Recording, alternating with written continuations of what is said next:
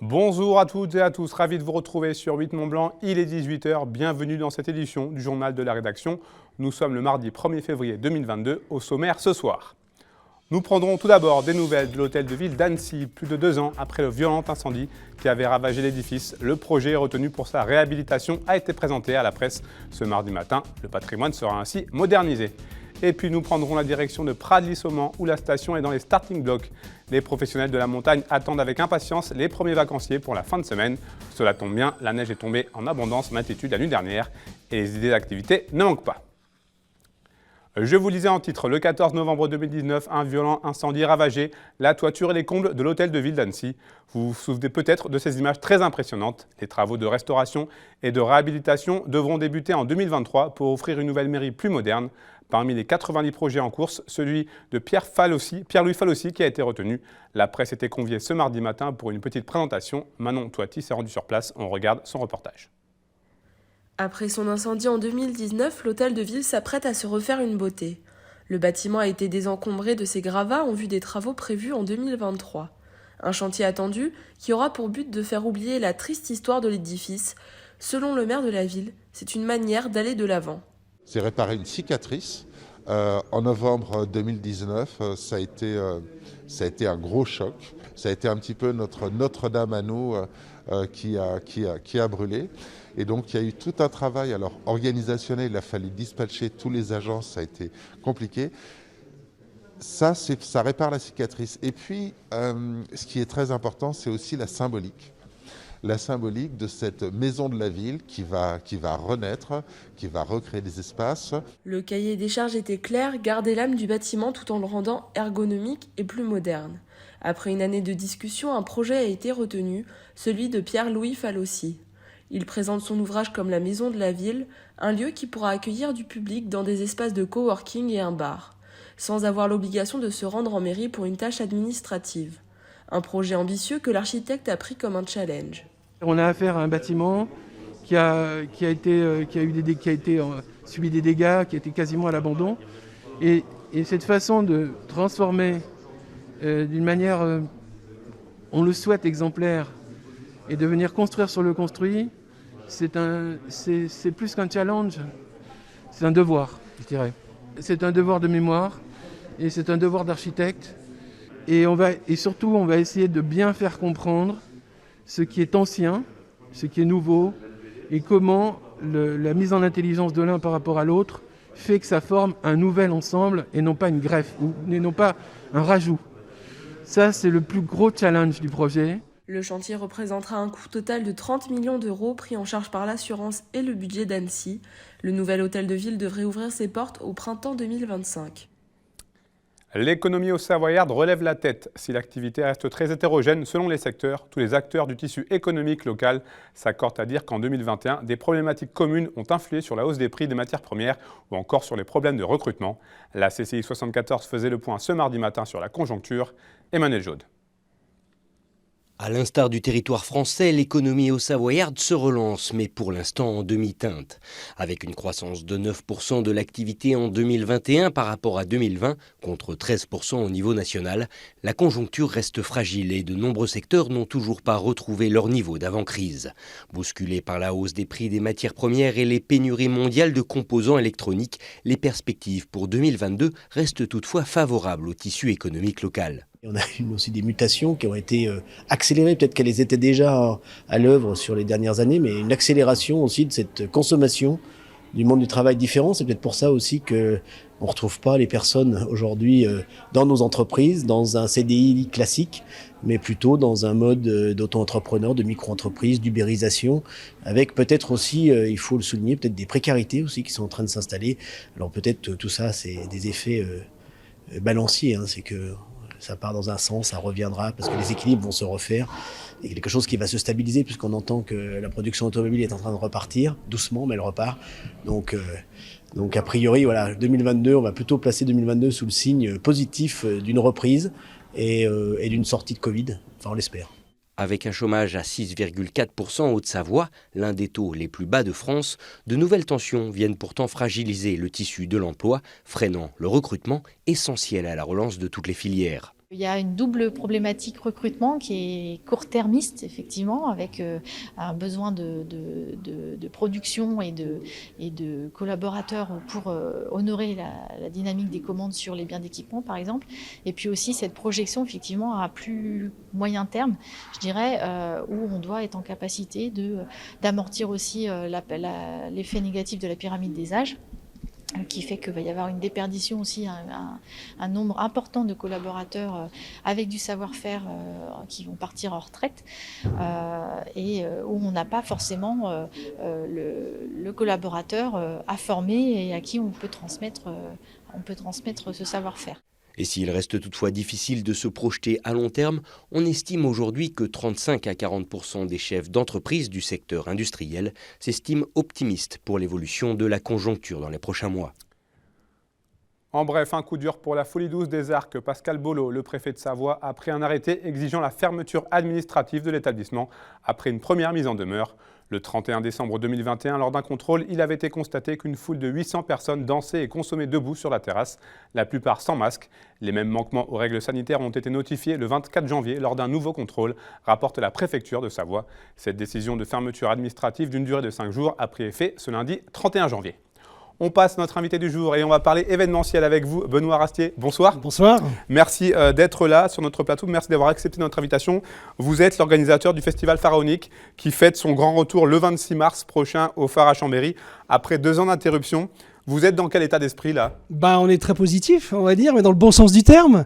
Ça fait 2 ans qu'on attend ça. C'est vrai qu'avec demain l'ouverture, notamment le 2 février, de la reprise de la limitation, qu'il n'y a plus de jauge pour toutes les manifestations assises, et puis le 16 février, qui va être le retour de tous les concerts, pour nous, on est super contents et très heureux de pouvoir maintenir le festival cette année, le 26 mars. C'est quoi, c'est une renaissance ? C'est une renaissance. Au bout de 2 ans, je pense que tout le monde attend ça. Donc on est très fiers de pouvoir accueillir le public, de pouvoir surtout donner aux jeunes un événement qui soit festif, qu'ils attendent depuis très longtemps. Est-ce que votre événement aurait pu survivre à une 3e annulation consécutive ? C'est difficile. Déjà, on va dire, l'événement nous a compté, plus de 150 000 euros avec, je dirais, ces 3 reports consécutifs. Donc pour nous, oui, non, ça aurait été très compliqué de se maintenir si on avait encore un 4e report. Alors, on peut dire que vous avez décidé de marquer le coup pour ce retour aux affaires avec une sacrée programmation cette année. C'était important. On a gardé déjà la tête d'affiche qu'on avait en 2020, qui était Dimitri Vegas et Like Mike, qui sont les DJ phares de Tomorrowland, avec plus de 12 millions de fans sur Facebook. C'est les ex-DJ numéro 1 dans le monde, donc c'est extraordinaire, je dirais, de les avoir à Chambéry. On a ensuite The Avener qu'on fait venir, qui est un DJ français mondialement connu. On a Lucas et Steve, qui est un duo néerlandais, pareil, qui fait tous les plus grands festivals du monde. On a quelqu'un qui vient de Lyon, Damien Hendrix. Et puis ce soir, à 18h30, donc en avant-première, on l'annonce sur 8 Mont Blanc, on aura Henri PFR qui va revenir, qui était déjà venu à Pharaonique, qui est un DJ belge qui est très connu, qui participe au jury de The Voice en Belgique, et qui sera donc avec nous le 26 mars à Chambéry. Merci pour cette avant-première. Ça a été facile, ça a été difficile de trouver une programmation, de faire venir ces artistes ? Ça n'a pas été évident. Déjà, c'est en effet pendant ces 2 ans, ça a été compliqué, mais je pense que les artistes ont envie de rejouer. Donc c'est ça qui est très positif aussi. Ils ont envie de rejouer, de retrouver un public, de retrouver la scène. Et je pense aussi que le public a envie de retrouver les artistes. Donc non, on a des artistes qui sont très motivés pour venir et puis qui vont essayer de faire danser tout le monde, bien évidemment, en respectant toutes les règles sanitaires qu'on aura à ce moment-là. Le fait que les artistes viennent de différents pays, chaque pays a ses propres contraintes, ses propres risques, ses propres règles, ça amplifie la difficulté ? C'est complexe, oui, parce qu'en effet, pour l'instant, tous les pays n'ont pas les mêmes règles. Mais maintenant, en France, la règle est très claire. Donc, on va dire, les artistes se plient à ça et on respectera, bien évidemment, tout ce qu'on va nous imposer dans le respect des règles sanitaires. C'est donc possible de faire la fête avec des mesures sanitaires. Exactement, il faut. Et puis maintenant, je pense qu'il faut qu'on apprenne tous à vivre avec le virus, qu'on retrouve ce côté de fête qui, je trouve, a un peu disparu pendant 2 ans, et surtout qu'on redonne du bonheur aussi à la jeunesse. La jeunesse a besoin de ça. Notre cœur de cible, les 18-25 ans, ont besoin de s'amuser, et on a envie de les recevoir pour faire une belle fête avec eux. Vous l'avez évoqué un peu plus tôt dans cette interview, on est le 1er février, ce mercredi 2 marque la fin des jauges dans les lieux publics. J'imagine que vous accueillez cette levée des restrictions avec énormément de soulagement. Oui, avec énormément de soulagement. Je pense aussi que toute la filière événementielle attend ça depuis longtemps. On a eu un arrêt qui a été encore compliqué au mois de décembre, où toutes les entreprises ont décidé d'arrêter leur événement, même si on pouvait continuer, on va dire juridiquement, certains événements. Là, je pense que oui, ça va donner un nouveau souffle. On va dire que l'événementiel is back, et on a envie de refaire tous des événements d'entreprise, des événements grand public, et puis surtout maintenant de pouvoir accueillir un maximum de gens en respectant encore une fois toutes les règles qu'on nous donne, et notamment le pass vaccinal, bien évidemment, qui sera mis en place sur tous les événements d'entreprise et notamment sur Pharaonic. De manière plus générale, est-ce qu'à un moment donné, c'est peut-être d'ailleurs le cas encore aujourd'hui, vous avez dit que le secteur de l'événementiel ne se remettrait pas de cette crise sans précédent? C'est difficile, on a essayé de se renouveler pendant 2 ans en travaillant, je dirais, du digital notamment, mais notre métier est de développer, je dirais, le contact direct et de se retrouver physiquement. C'est ça qui est important. Donc oui, ce qui est très difficile à vivre, ce qui a été difficile à vivre, c'est tout le stop and go qu'on a eu en permanence. Donc là, on a des perspectives, notamment avec le pass vaccinal. On a une reprise des jauges, une reprise des concerts debout, c'est ce qu'on attendait depuis longtemps. Et on remercie le gouvernement. Voilà, maintenant, de nous avoir ouvert ça. Et puis maintenant, je pense qu'il faut qu'on continue tous ensemble. C'est comme pour les discothèques. Je veux dire, c'est important, voilà, que maintenant les jeunes puissent retrouver ces lieux pour s'amuser, qu'on puisse faire la fête ensemble. Et bien évidemment, en respectant toutes les contraintes qu'on nous imposera. Justement, par rapport au gouvernement, un récent rapport parlementaire a montré les difficultés qui touchent le secteur de l'événementiel.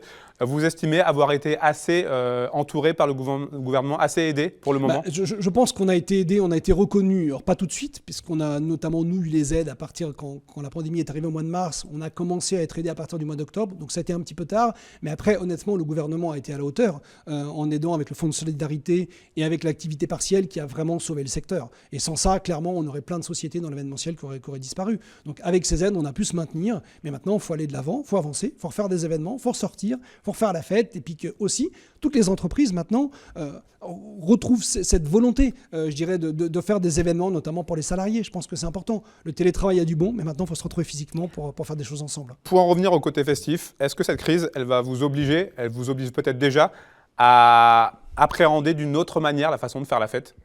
Bien sûr, en respectant forcément certaines choses, et notamment, on verra si on doit garder le port du masque, ça aussi c'est l'incertitude qu'on peut avoir sur Pharaonic, mais même si on doit le garder, on peut voir, et on l'a prouvé. Je crois qu'on avait fait avec le Prodis tout un concert avec Indochine qui était à la Corotel Arena, où il y avait 5000 personnes dans une fosse, et on a vu qu'on n'avait pas du tout de cas de Covid à l'époque, si tous les gens étaient masqués. Donc je pense qu'on peut continuer à faire la fête en respectant bien évidemment les gestes barrières et puis toutes les contraintes qu'on nous imposera. Vous êtes de nature optimiste, il me semble. Vous la voyez comment, la suite de votre industrie?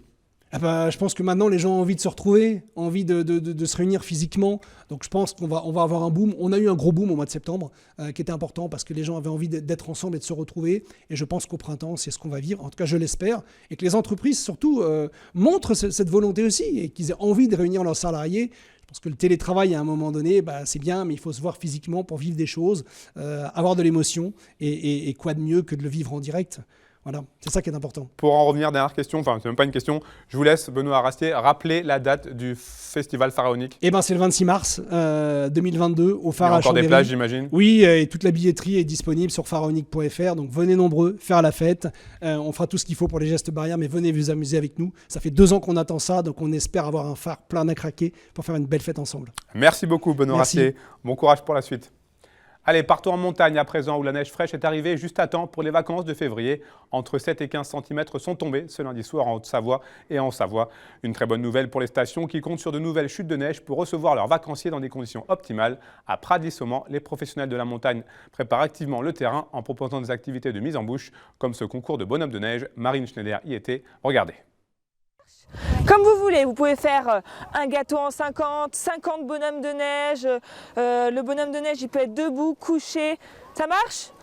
Allez, c'est parti, venez.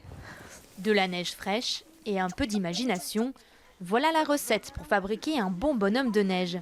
Qu'il soit cartoonesque ou réaliste, cet ami givré a de nombreux visages, celui qu'on veut bien lui donner. On l'a fabriqué avec un bonnet, des pommes de terre, des moufles. Et pourquoi des pommes de terre et pas autre chose? Parce qu'on est en Picardie. Et il s'appellerait même Bilout, d'après cette famille picarde. Un peu plus loin, on retrouve l'esprit festif de la Côte d'Azur, mais après quelques verres. Elle a fait l'apéro, ouais. Le vin chaud lui est monté à la tête. Une après-midi de loisirs avant l'arrivée des vacanciers ce samedi. Car pour les professionnels de la montagne, la saison s'annonce très bonne. Dans cet hôtel, les réservations sont pleines depuis le mois de novembre et Jérôme affiche complet jusqu'à la mi-mars. L'année dernière, ils n'ont pas pu venir. Donc il y a beaucoup de gens en manque et ils ont fait des économies. Donc du coup, ils se lâchent et ils se font plaisir. Donc vraiment, il y a beaucoup. Février était rempli très tôt. Son chiffre d'affaires a même doublé depuis 2 ans. Même en période creuse, il remplit déjà les 3/4 de ses lits. Un taux de remplissage exceptionnel qui semble se confirmer sur les pistes. La station retrouve sa fréquentation d'avant Covid à quelques entrées près. Une petite baisse de 6% seulement. En fait, le petit delta qui manque par rapport à il y a 2 ans, c'est ces 4 jours où il a plu entre Noël et le jour de l'an. Sinon, on a une très bonne fréquentation jusqu'à maintenant. Ces vacances d'hiver représentent près de la moitié du chiffre d'affaires des domaines skiables. Si elle continue sur cette lancée, la station du Pradly-Saumand devrait enregistrer une belle saison. Ce qui fera la différence, c'est le temps et l'enneigement. C'est la fin de cette édition. Merci à vous pour votre fidélité à l'information sur 8 Mont Blanc. Merci à toute l'équipe. Tout de suite, la météo présentée par Thierry Paulme. Vous retrouverez juste après le 2e épisode de votre émission Panorama, consacrée cette semaine à la biodiversité. Et c'est inédit. Emmanuel Jaude reçoit Denis Méja, le responsable de l'unité territoriale Bauges-Lac-du-Bourget, pour parler de l'Office national des forêts. Passez une très belle soirée. Prenez soin de vous et de vos proches. On se retrouve mercredi pour un nouveau JT sur 8 Mont Blanc.